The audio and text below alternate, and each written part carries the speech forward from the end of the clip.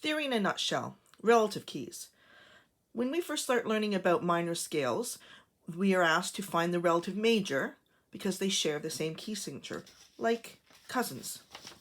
So minor scales share a key signature with its relative major. To find the relative major scale of any minor scale, count up 3 half steps and 3 note names. The 3 note names will come into play a little bit later. Right now we're going to talk about 3 half steps. So the relative major scale of D minor is F major. So here's your D. I'm going to go up 3 half steps. 1, 2, 3. So I move 3 half steps. So the relative of D minor is F major. F major has 1 flat, B flat. Therefore, D minor has a key signature of 1 flat, B flat. Now I have to caution you here because if you've already learned about intervals, or when you learn about intervals, you will find that when you count intervals, if you're counting up a third or a fourth or a fifth, you would count your first starting note as 1, 1, 2, 3, 4, 5, whatever. You count as far as you're counting up in an interval. But when we're counting half steps, also known as semitones, we have to move to count that half step. Okay, so it's different than intervals if you've already done that. So D to D sharp or E flat is 1, to E is 2, to F is 3. They are relatives. They share the same key signature.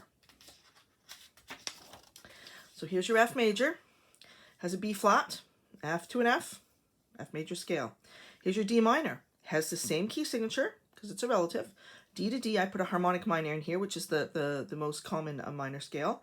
I've raised that leading note, and I'll talk about that in the minor scale theory in a nutshell.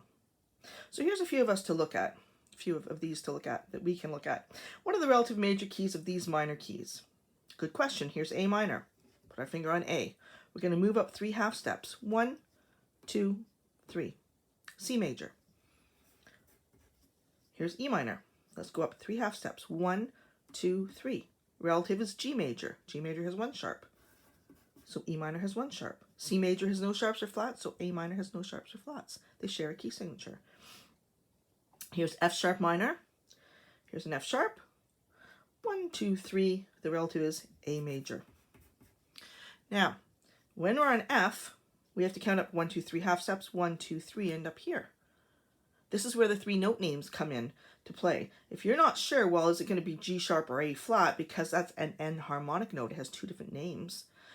We can figure it out several ways, but one is you just go up 3 note names. It's some kind of A. 1, 2, 3. Has to be the A flat. Okay, so your 3 half steps are 1, 2, 3. You're on here.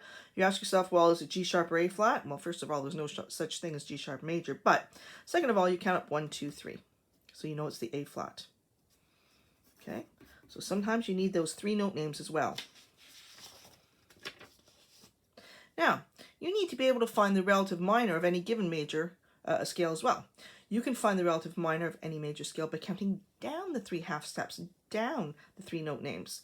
So, what's the relative minor key of E major? Here's E.